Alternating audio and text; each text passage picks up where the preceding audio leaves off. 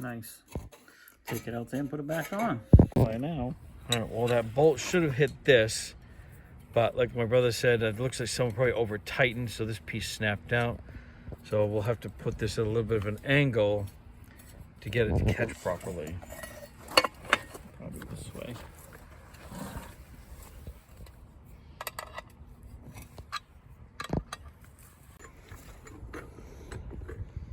I'm trying to aim the camera and do this at the same time, so.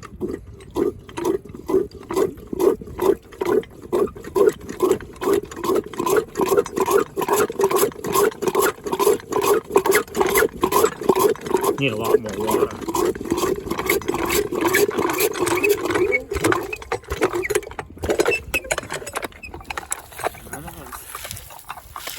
Yeah, if you don't ram this down against that.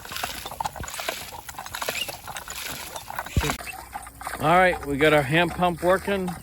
Don't know if we're gonna do a garden, if anything at all this year, but if I do, I'll do another video.